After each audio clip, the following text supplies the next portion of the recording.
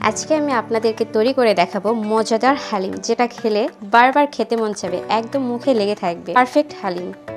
প্রথমে একটি পাত্রে দিয়ে দেবো আমি এখানে 2 কাপ গরম পানি। এখানে গরম পানিটা দেওয়ার চেষ্টা করবেন, তাহলে ডাল চালের শস্যগুলো খুব সুন্দরভাবে সিদ্ধ হয়ে যাবে। এখন আমি চাল ডালের শস্যগুলো অল্প অল্প করে দিব আর সুন্দরভাবে মেশাতে থাকবো, যেন গরম পানির সঙ্গে এই শস্য দানাটি খুব সুন্দরভাবে মিশিয়ে যায়। আর আমি এটা কিন্তু একদম প্যাকেটের যে শস্য দানা আছে সেই রেডিমেড শস্য দানাটা নিয়েছি। পুরোটা দিয়ে দেওয়ার পর এটা আমি খুব ভালোভাবে মিশিয়ে নিব। তারপর এটা আমি রেস্টে রেখে দেবো ঠিক 15 থেকে 20 মিনিটের জন্য। এর মধ্যে এগুলো খুব সুন্দরভাবে কিন্তু এই পানিটা টেনে আসবে আর এই শস্য দানাগুলো খুব ভালোভাবে ভিজে যাবে। এবার একটি গরম পাত্রে দিয়ে দেবো আমি এখানে 1 কাপের মতো তেল, কারণ আমি পেঁয়াজটা ভেজে নিব। চেক করে নেব তেলটা গরম হয়েছে নাকি। পুরোপুরি তেলটা গরম হয়ে গিয়েছে। এখন আমি এখানে দিয়ে দেবো 1.5 কাপের মতো পেঁয়াজ কুচি। প্রথম পর্যায়ে চুলার হিটটা আমি হাই হিটে রেখে দিয়েছি, কারণ পেঁয়াজটা একটু নরম হতে সময় লাগবে। পেঁয়াজটা নরম হয়ে আসলে চুলার আঁচটা আমি মিডিয়াম লোতে করে দেব। পেঁয়াজটা এখন খুব সুন্দর নরম হয়ে এসেছে। চুলার আঁচটা এই পর্যায়ে মিডিয়াম করে দিব। এখন পেঁয়াজের কালারটা চলে আসবে বেরেস্তা হয়ে। এইদিকে বেরেস্তা হোক, আর এইদিকে আমি নিয়েছি, যেহেতু আমি হালিম রান্না করব সেজন্য হালিমের মাংস তো একটু ছোট ছোট পিস হয়ে থাকে, এই জন্য আমি এখানে এরকম ছোট ছোট পিস করে কেটে নিয়েছি। সেদ্ধ করলে আর একটু ছোট হয়ে যাবে, আর মাংসটা ছোট করলে কিন্তু হালিমের ভিতরে অনেক জুসিনেসটা থেকে যায়। এখানে আমি হাফ কেজি গরুর মাংস নিয়েছি। আপনারা গরু, খাসি কিংবা মুরগি হাড় চর্বি সহকারে যেটা নিতে চান সেটাই নিতে পারেন। দেখতেই পাচ্ছেন পেঁয়াজের কালারটা খুব সুন্দর, একদম ব্রাউন কালার চলে এসেছে। এই পর্যায়ে চুলার আঁচটি বন্ধ দিয়ে দিয়ে এখান থেকে আমি অর্ধেক পেঁয়াজ তুলে নেব। হয়ে গেল আমাদের পেঁয়াজের বেরেস্তা। এটা আমি তুলে সাইডে রেখে দিচ্ছি।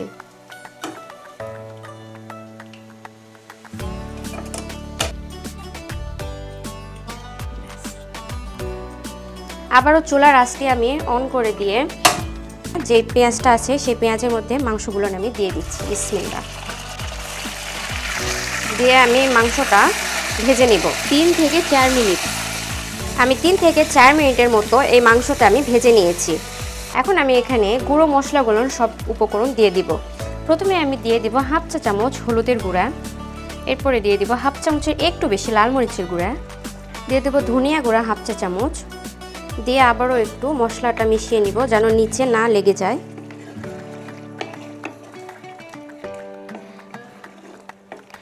একবার মিশানো হয়ে গিয়েছে, আবারও দিয়ে দিব গুঁড়ো মশলা গুঁড়ো।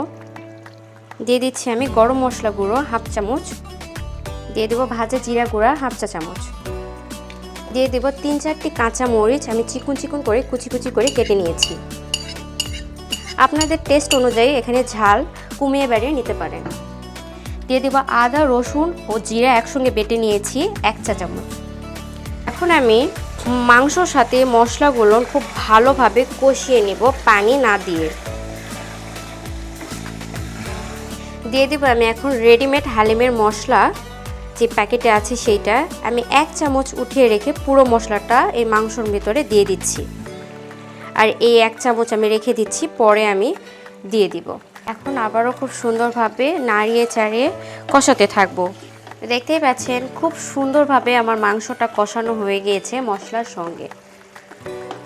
এই পর্যায়ে আমি মাংসটা সেদ্ধ হওয়ার জন্য দিয়ে দিব গরম পানি। এখানে গরম পানিটাই দেওয়ার চেষ্টা করবেন, তাহলে মাংসটা ভালো মতো সেদ্ধ হবে। ঠান্ডা পানি কিন্তু কখনোই দেওয়া যাবে না। এই পানিতে আমি মাংসটা এখন ঠিক 80% থেকে 90%-এর মতো সেদ্ধ করে নেব। ঢাকনা দিয়ে ঢেকে দিচ্ছি মাংসটা সেদ্ধ হওয়া পর্যন্ত, আর ঢাকনা খুলে খুলে মাঝে মাঝে একটু নেড়ে দিব যেন মাংসটা নিচে থেকে লেগে না যায়। মাংসটা অলরেডি সিদ্ধ হয়ে গিয়েছে, আমি চেক করে নিয়েছি।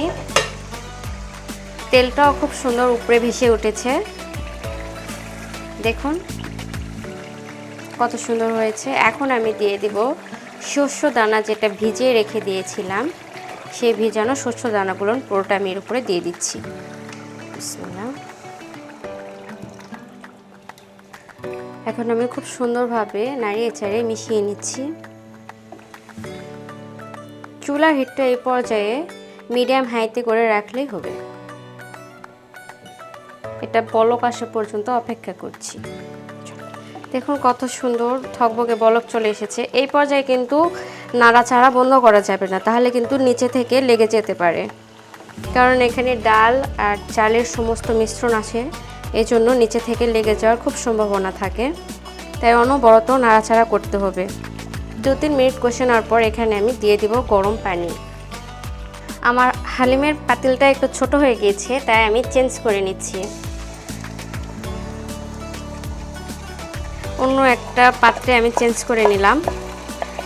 হালিমটা বড় পাত্রে রান্না করাটাই বেস্ট হবে। হালিমটা যাতে ভালোভাবে নাড়াচাড়া করা যায় এরকম একটি পাত্র নিতে হবে। আপনারা বড় পাত্রতে হালিম রান্না করার চেষ্টা করবেন, তাহলে অনেক সুবিধা হবে। হালিমটা আমার খুব ভালোভাবে কষানো হয়ে গিয়েছে। এখন আমি এখানে গরম পানি দিয়ে দিব। আপনারা সবসময় গরম পানিটাই দিবেন, ভুল করেও যেন ঠান্ডা পানি দিতে যাবেন না, তাহলে কিন্তু হালিমের টেস্টটা একদমই আসবে না পারফেক্ট, আর মাংসটাও কিন্তু অনেক ড্রাই হয়ে যাবে। এখন আমি দিয়ে দিচ্ছি গরম পানি। পানিটা একটু বেশি করে দিবেন, তাহলে শস্য দানাগুলো খুব সুন্দরভাবে সেদ্ধ হবে। জাল করতে করতে হালিমটা একদম ঘন হয়ে আসবে না। পানি দেওয়ার পর এখানে আমি দিয়ে দেবো 1 মুঠের মতো পেঁয়াজ বেরেস্তা।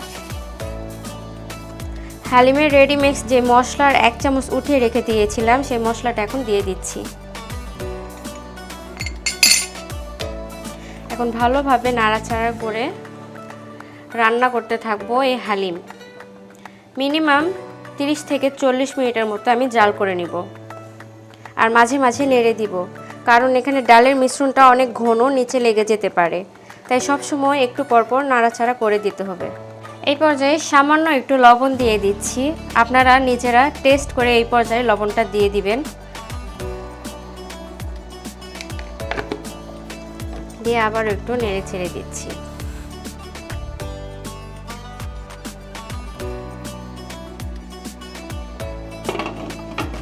প্রায় 45 মিনিট এই হালিম জাল করার পর দেখতেই পাচ্ছেন কীরকম ঘনত্বে চলে এসেছে। আমাদের হালিমটা একদম রেডি হয়ে গিয়েছে।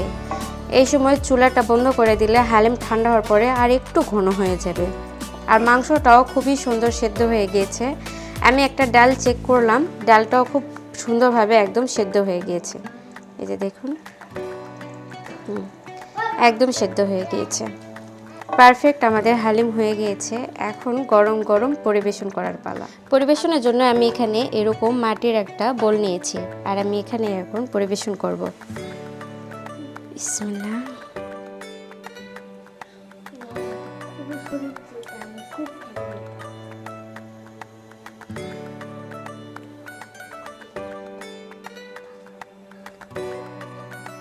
দিয়ে দিব এখন আমি পেঁয়াজ বেরেস্তা।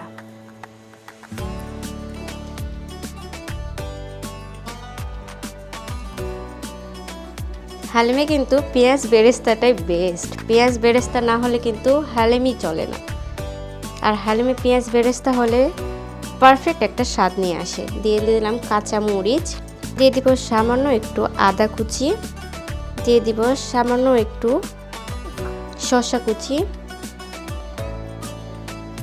আর দিয়ে দিচ্ছি আমি